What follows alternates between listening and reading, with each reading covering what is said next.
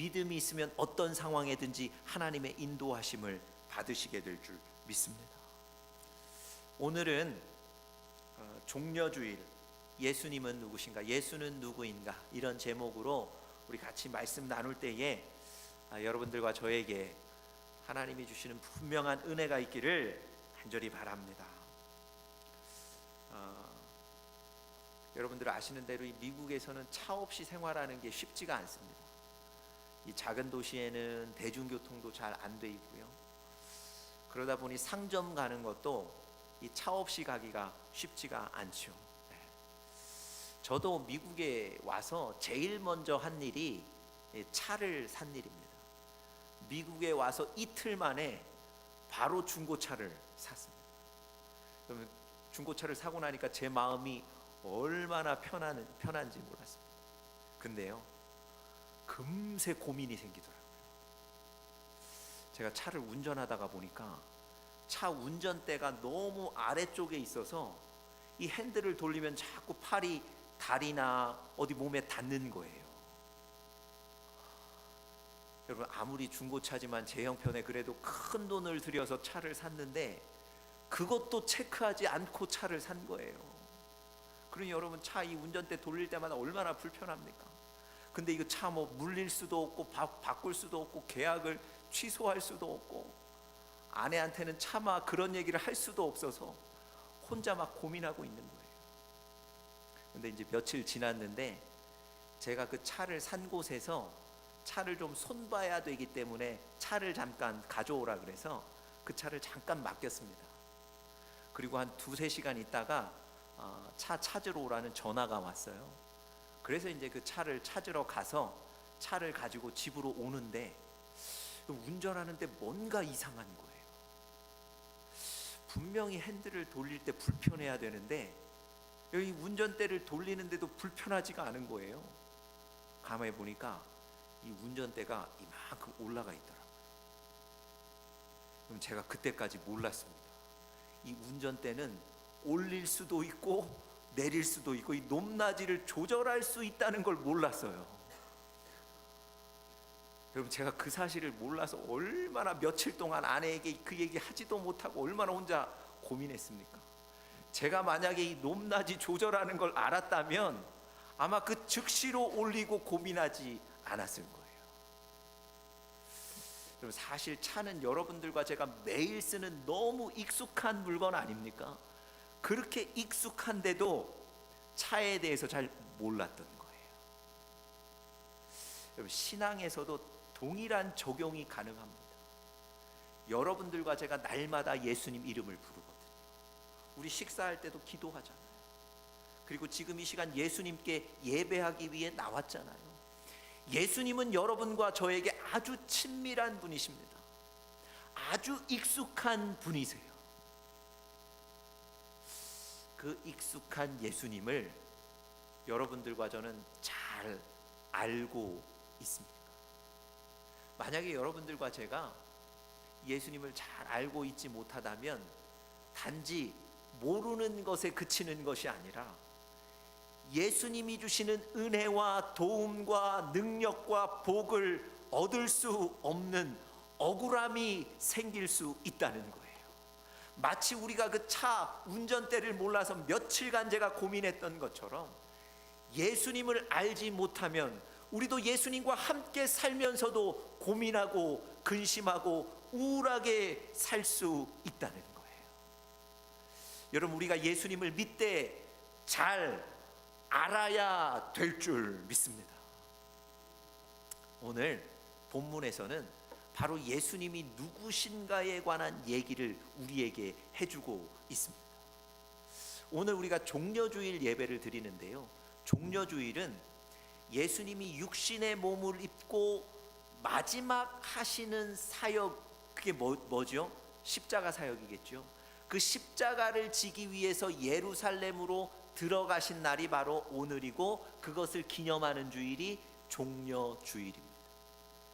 많은 사람들이 자기 옷을 벗어서 예수님이 오시는 길가에 깔고 종려나무를 흔들었다 그랬거든요.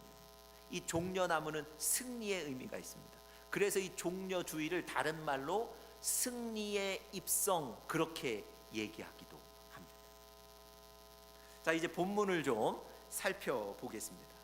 1절에 보시면 예수님이 예루살렘에 이제 거의 다 오셨습니다.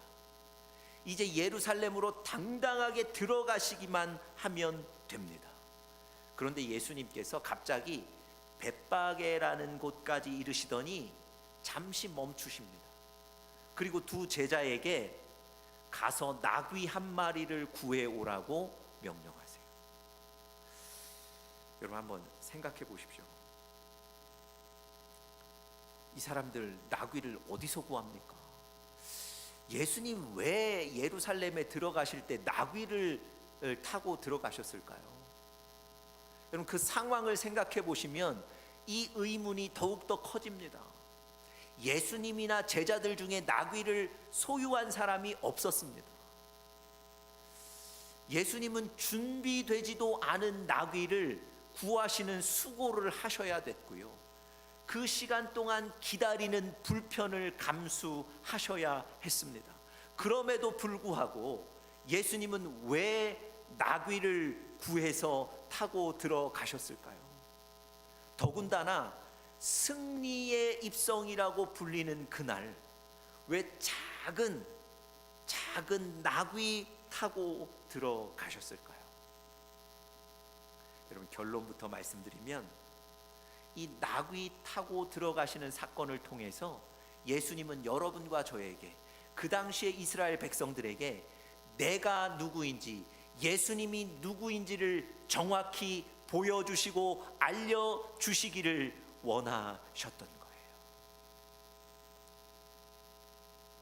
여러분 제가 단지 추측하는 게 아니고요, 오늘 본문에 보시면 그런 사실이 잘 설명되어 있습니다. 자, 8절 9절 한번 보시면요, 예수님이 예루살렘으로 들어오실 때 사람들이 막 옷을 벗어서 땅에 깔고 나귀 위에 자기의 옷을 놓아서 예수님이 앉게 만들고 종려나무 가지를 흔들면서 예수님을 환영했다 그랬습니다. 여러분 분명히 예수님을 환영하고 분명히 예수님에 대해서 열정적인 모습을 띠는 거예요. 그런데 아이러니하게도요, 이 사람들은 지금 예수님이 누군지를 정확히 모르고 환영하는 거예요. 지금 이 사람들은요, 예수님이 이스라엘을 로마의 압제로부터 구원해 줄 이스라엘의 정치적인 왕이 되실 것이다, 이런 생각을 갖고 지금 종려나무 가지를 흔드는 거예요. 근데 여러분, 예수님이 이스라엘의 정치적인 왕이 되시기 위해서 오셨습니까? 아니요, 그렇지 않죠. 예수님은 이스라엘의 권력을 탐하기 위해 오신 분이 아니시거든요. 그런데 지금 수많은 이스라엘 백성들은 예수님이 정치적인 왕이 되셔서 우리를 로마로부터 구원해 주실 것이다, 그 생각 갖고 지금 종려나무 가지를 흔드는 거예요. 여러분 10절에 보시면, 10절 11절에 보시면 예수님을 알지 못하는 그들의 모습이 더 명확하게 나와 있습니다. 자, 10절 보시면 이렇게 얘기해요. 예수님 때문에 지금 사람들이 막 열광을 하니까 서로들 물어요. 근데 저분이 누구야? 근데 저 사람이 누구야? 그랬더니 11절, 우리 다 같이 11절 한번 보겠습니다. 저 사람이 누구야 물었더니 11절에서 뭐라고 대답합니까? 이렇게 대답하죠. 무리가 이르되 갈릴리 나사렛에서 나온 선지자 예수라 하니라. 여러분 저 대답이 맞습니까? 틀립니까? 네, 틀린 대답이에요. 보세요. 예수님은 나사렛에서 자라셨기 때문에 나사렛이라고 예수님 이름 앞에 붙기도 합니다. 그리고 예수님이 갈릴리에서 사역하셨기 때문에 갈릴리라는 그 명칭도 붙기도 합니다. 그런데 결정적으로 뭐가 틀렸죠? 선지자라는 말이 틀립니다. 여러분 구약의 수많은 선지자는 사람이죠. 그들은 하나님의 음성을 듣고 전하는 사람들이에요. 예수님은 단지 사람일 뿐만이 아니라 하나님의 아들이십니다. 저 이스라엘 백성들이 예수님이 어디 출신인지, 예수님의 사역 중심지가 어딘지 그건 알고 있었지만 결정적으로 예수님이 그리스도시고 살아계신 하나님의 아들이시라는 사실은 모르고 있었던 거예요. 여러분, 오늘 성경의 4절 8절부터 11절까지 예수님이 누구인지 모르고 환영하는 사람들의 얘기가 나옵니다. 그 얘기는 역으로 무슨 얘기겠습니까? 예수님이 바로 그 사람들에게 지금 이 시간에 내가 누구인지를 가르쳐 주기를 원하신다는 의미가 있습니다. 여러분, 과연 예수님은 누구실까요? 예수님은 이 사건을 통해서 어떤 분이신 것을 보여주셨을까요? 우리 오늘 본문 통해서 3가지로 살펴보도록 하겠습니다. 자, 첫 번째로요, 예수님은 전지전능한 하나님이십니다. 다시 한번요. 예수님은 전지전능한 하나님이십니다.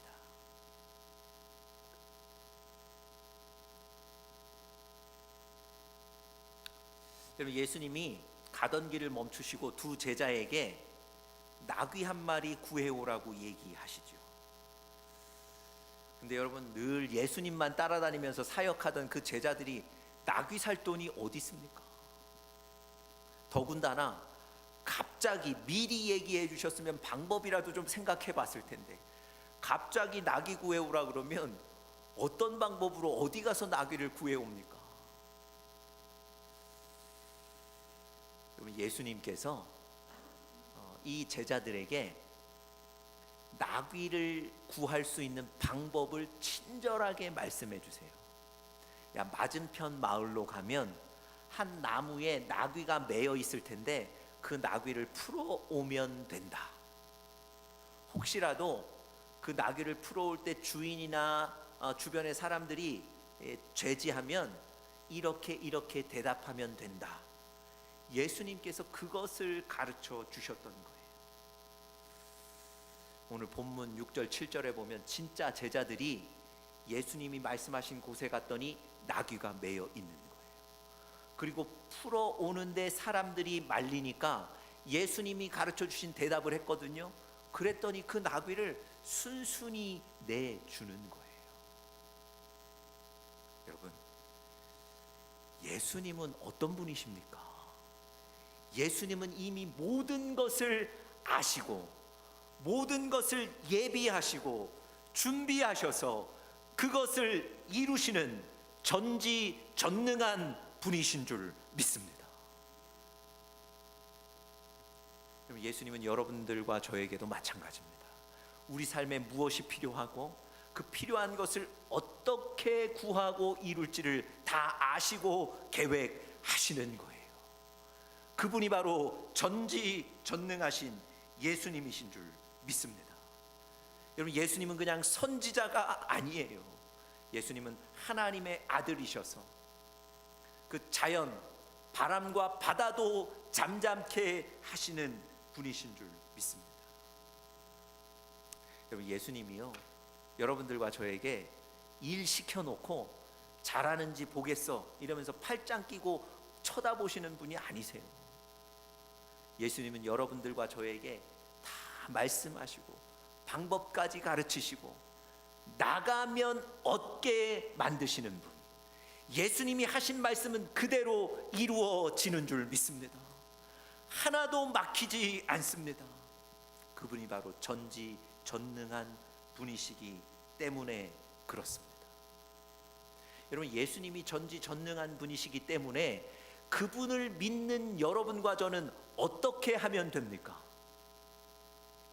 믿고 순종하고 따르기만 하면 되는 거예요. 여러분, 오늘 제자들이 사실은 예수님이 나귀를 풀어 오라 얘기하셨을 때 그 말씀에 순종하기가 쉽지 않았을 거예요.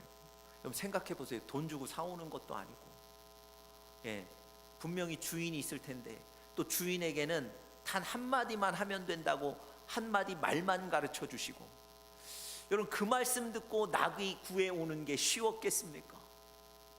그런데 그럼에도 불구하고 예수님 말씀하신 대로 따라갔을 때 예수님이 준비하신 나귀를 우리가 얻게 되는 줄 믿습니다. 여러분, 때로는 우리의 의심과 염려와 걱정이 하나님께 순종을 가로막는 거예요. 차라리 하나님이 돈 주시고 예수님이 돈 주시고 나귀 한 마리 사와라 이랬으면 얼마나 편했겠습니까?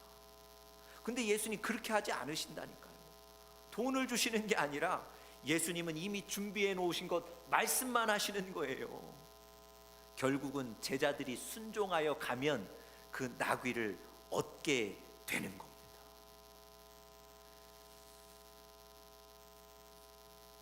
지난주에도 제가 저 드라이브웨이 편지받고 걱정할 때 하나님이 교회의 능력에 대해서 말씀해 주셨다 이런 얘기를 드렸었는데, 제가 그 드라이브웨이 때문에 고민할 때 하나님이 사실 한 가지 말씀을 더 주셨어요. 그게 오늘 말씀입니다. 물론 그때는 마가복음을 통해서 주셨지만 내용은 똑같아요. 여러분, 제가 그 드라이브웨이 강제 공사 명령의 편지를 받고 이 공사할 만한 재정도 없고 그렇다고 강제 명령 편지를 받았는데 공사하지 않을 수도 없고 마음에 얼마나 고민이 됐겠습니까? 그러면서 기도하면서 말씀을 보는데 이 말씀을 주셨어요. 여러분 보세요. 예수님이 지금 나귀를 구하셔야 되는데 예수님 어떤 방법으로 나귀를 구하셨습니까? 돈으로 해결하신 게 아니에요. 예수님은, 전지전능한 예수님은 나귀를 다 준비해 놓으시고 믿음으로 가기만 하면 얻게 만드신 거예요. 여러분, 저는 그 편지 붙들고 이거 돈이 있어야 되는데 이거 어떻게 하지? 돈에만 집중하고 걱정하고 있었는데 이 말씀을 보는 순간에 제 마음속에 예수님은 이 문제를 돈으로 해결하시지 않겠구나. 저 드라이브에 돈이 많이 들어가는데 예수님은 돈으로 해결하시지 않겠구나. 예수님은 다른 방법을 이미 준비해 놓으셨겠구나. 여러분, 제 마음속에 이 말씀을 읽는데 확신이 들었어요. 물론 여러분 연약해서 그 뒤에 또 고민하고 걱정은 했지만 이 말씀 때문에 제 마음속에 하나님은 돈으로 해결하시는 게 아니라 이미 다른 방법을 준비해 놓으셨겠구나. 여러분, 진짜 하나님이 돈으로 해결하시지 않았잖아요. 진짜 하나님이 딴 방법을 다 준비해 놓고 해결하시지 않았습니까? 여러분, 예수님께서 살아계신 하나님의 아들로 전지전능한 분이셔서 우리의 필요를 아시고 다 준비하시고 해결하십니다. 여러분들과 저는 그 예수님을 따라가고 믿음으로 순종하시기를 바랍니다. 그러면 여러분들과 제 삶에도 예수님이 준비하신 나귀를 얻게 되는 거예요. 자, 첫 번째, 예수님은 전지전능한 하나님이시다 말씀드렸습니다. 두 번째, 예수님은 우리 인생의 주인이십니다. 예수님은 어떤 분이신가? 우리 인생의 주인이십니다. 여러분, 우리 인생의 주인은 우리 자신이 아닙니다. 그런데 우리는 너무도 용감하게 우리 자신을 의지하고 믿고 따라 살아가고 있습니다. 여러분, 야고보서 4장에 보니까 사람은 한 치 앞도 볼 수 없다 그러는 거예요. 하루가 어떻게 될지도 모르고요, 한 시간 앞을 내다볼 수도 없는 것이 우리 사람입니다. 그런데도 우리는 우리 자신의 생각을 믿고 살아가는 거 아니겠어요? 여러분, 그건 용기가 아니고 교만이고 무지인 거예요. 여러분, 시편에 보시면 하나님은 사람이라는 단어를 가지고 설명을 하시는데 사람은 깨어지기 쉬운 존재다 분명하게 말씀하세요. 여러분과 제가 어떤 존재라고요? 깨어지기 쉬운 존재라는 거예요. 여러분, 설거지하다가 그릇 하나 딱 놓치면 깨지거나 금이 가거나 이가 나가지 않습니까? 우리가 그런 존재라는 거예요. 살짝 놓쳤는데 깨지고 금이 가는 것처럼 여러분과 제가 그런 연약한 존재라는 거예요. 그렇기 때문에 우리가 우리 인생의 주인이 아니고 우리 인생의 주인은 따로 있다는 겁니다.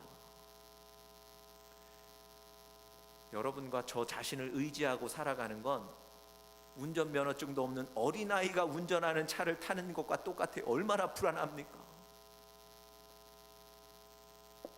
여러분 3절에 보시면 예수님이 나귀를 갖고 오는 것을 주인이 제지할 때 주인에게 한마디 할 것을 가르쳐 주시죠. 뭐라고 가르쳐 주셨습니까? 주가 쓰시겠다 하라. 우리 같이 한번 해보겠습니다. 시작. 주가 쓰시겠다 하라. 여러분 저기서 주는 무엇을 의미할까요? 주님이 쓰시겠다. 저 주님은 무엇을 의미할까요? 나귀의 진짜 주인은 바로 주님이시라는 거예요. 그 나귀의 진짜 주인이 지금 그 나귀를 쓰시겠다고 얘기하니까 나귀를 현재 가지고 있는 주인이 그 믿음을 가지고 인정하고 진짜 주인께 내주는 겁니다. 여러분 나귀를 현재 소유하고 있는 사람이 분명히 있죠.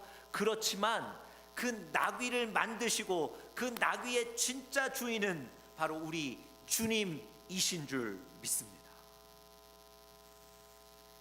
그래서 여러분 주가 쓰시겠다 그러니까 그 나귀를 가지고 있는 주인이 이 나귀의 진짜 주인은 예수님이십니다. 인정하고 나귀를 내어주는 거예요. 여러분 여러분들과 저의 삶에도 마찬가지입니다. 우리 삶에 여러분들과 제가 소유하고 있는 많은 것들이 있지 않습니까? 우리가 소유하고 있기 때문에 우리의 것이 아니고요, 그것을 만드신 분은 하나님 예수님이신 줄 믿습니다. 그리고 우리에게는 다스리도록 위임하신 거예요. 자, 우리 시편 8편 말씀 우리 스크린 통해서 같이 한번 보겠습니다. 시편 8편 6절입니다. 같이 읽겠습니다. 시작. 주의 손으로 만드신 것을 다스리게 하시고 만물을 그 발 아래 두셨으니. 여러분 잘 보세요. 하나님께서 만드시고 그것을 우리로 하여금 다스리게 하셨다는 거예요. 결국 그것을 만드신 원래 주인은 누구십니까? 하나님이신 거예요. 여러분들과 제가 물질도 갖고 있고 자녀도 갖고 있다 그래서 우리 것이 아니라니까요. 여러분 은행 직원이 하루에도 돈을 수억을 만지지만 그게 그 직원 돈입니까? 아니죠. 마찬가지로 여러분들과 제가 많은 것을 다스리고 소유하고 있지만 그것의 주인은 하나님이신 줄 믿습니다. 여러분 예수님께서 그 나귀 주인에게 주가 쓰시겠다라고 말씀하신 건 나귀 좀 빌려달라고 양해를 구하는 말이 아니고요, 인생의 주인은 예수 그리스도라고 선언하시고 선포하는 말씀입니다. 오늘 여러분들과 저의 인생의 주인도 예수님이신 줄 믿습니다. 여러분들과 제 인생이 누구 손에 있습니까? 예수님의 손에. 그럼 제가 2주 전에 성경 읽으면서 너무 은혜 받은 한 구절 말씀이 있습니다. 여러분 사울이 다윗을 죽이려고 막 쫓아오지 않습니까? 그러니까 다윗은 당연히 도망가는 수밖에 없는 거예요. 아니 왕이 군사들 3,000명 데리고 자기를 쫓아오는데 다윗이 무슨 수로 그 자리에 지키고 있겠습니까? 근데 도망가는 곳마다 숨는 곳마다 사람들이 다 찾아내는 거예요. 그래서 사울 왕에게 보고합니다. 다윗이 지금 여기 숨었습니다. 다윗이 저기 숨었습니다. 여러분 다윗은 숨을 곳이 없는 거예요. 다윗은 도망갈 곳이 없는 거예요. 여러분 다윗이 그래서 잡혔습니까? 안 잡혔습니까? 방법도 없고 숨을 곳도 없는 그 다윗이 사울에게 잡혔습니까? 안 잡혔습니까? 안 잡혔잖아요. 어떻게 안 잡혔을까요? 아니 가는 곳마다 사람들이 다윗 여기 있다고 다 사울 왕에게 보고하는데 왜 안 잡혔을까요? 자, 우리 사무엘상 23장 말씀 한번 우리 같이 읽어보겠습니다. 제가 하얀 글씨는 읽고요, 빨간 글씨는 같이 읽겠습니다. 다윗이 광야의 요새에도 있었고 또 10광야 산골에도 머물렀으므로 사울이 매일 찾되 시작 하나님이 그를 그의 손에 넘기지 아니하시니라. 그럼 보세요. 아니 숨을 곳이 없다니까요. 방법이 없다니까요. 사울이 쫓아오면 잡힐 수밖에 없다니까요. 그런데 잡히지 않은 이유가 뭡니까? 하나님이 다윗을 사울의 손에 넘기지 않으셨다는 거예요. 여러분, 다윗의 인생이 누구 손에 있는 겁니까? 하나님의 손에. 여러분, 다윗의 인생이 사울 왕의 손에 있는 게 아니고요. 다윗의 인생이 불리한 조건과 상황에 있는 것이 아니고요. 다윗의 인생은 인생의 주인 되신 하나님의 손에 있는 거예요.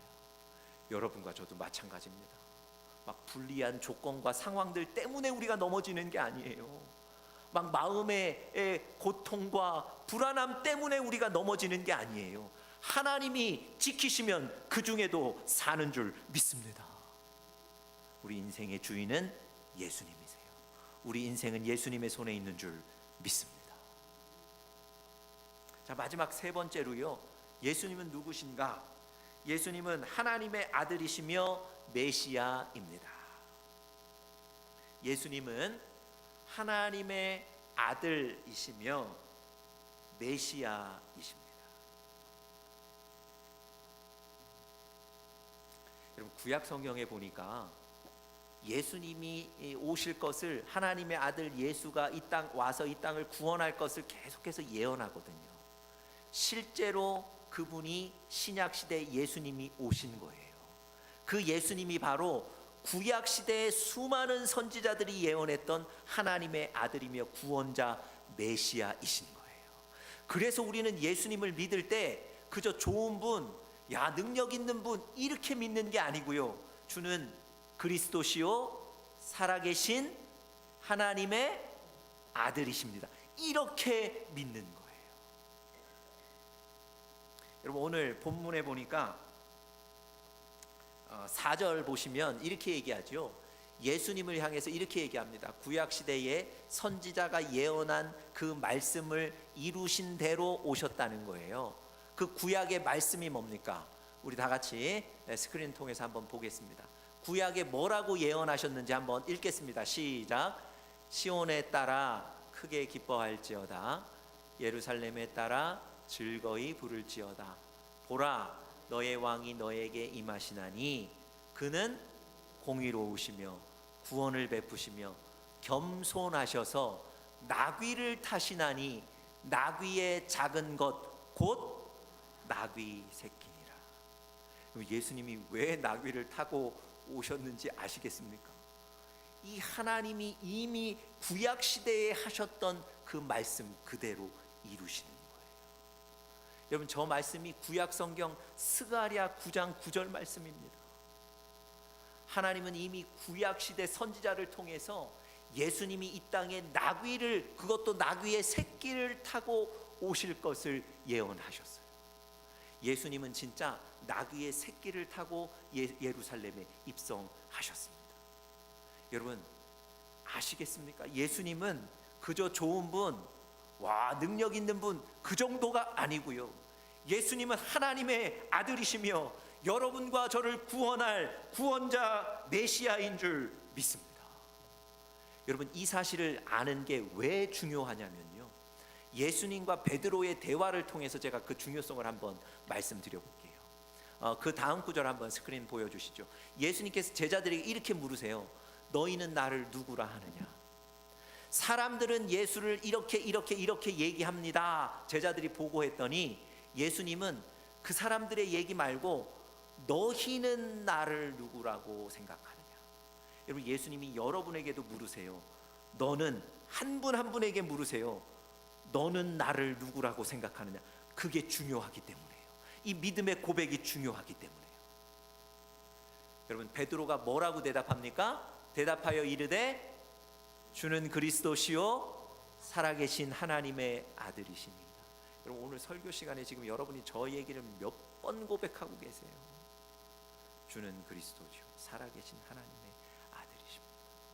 여러분, 베드로가 예수님과 늘 동행했지만 예수님을 저렇게 알지 못했다면 베드로는 그저 인생에 좋은 사람, 좋은 인연 하나 만났다 이러고 끝나는 거예요. 야, 저 예수 때문에 내가 물고기 좀 잡았다 이러고는 끝나는 거예요.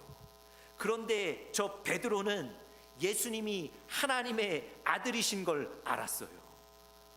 그리스도 구원자이신 걸 알았어요. 그래서 베드로는 구원을 받을 뿐만 아니라 사도행전에 나오는 그 신약 첫 교회, 초대교회에 놀라운 사도로서 하나님의 능력을 나타내지 않습니까? 여러분, 주는 그리스도시요 살아계신 하나님의 아들이십니다. 이걸 마음에 믿고 알면 여러분들과 저의 인생에도 하나님께서 놀라운 일을 행하실 줄 믿습니다. 그렇기 때문에 이걸 아는 게 중요해요. 여러분, 예수님은 그리스도시요 살아계신 하나님의 아들이 맞습니까? 아멘. 이 믿음이 있는 교회, 건강한 교회라고 말씀드렸죠. 여러분, 이 사실을 믿어야만 우리가 구원받을 수 있어요. 여러분들과 저도 그저 교회 나왔다 가시는 것으로 만족하지 마시고 예수님은 정말 살아계신 하나님의 아들이시고 우리의 구원자이십니다. 네, 그것을 믿음으로 구원과 능력과 은혜를 얻는 여러분과 제가 되시기를 간절히 축복합니다.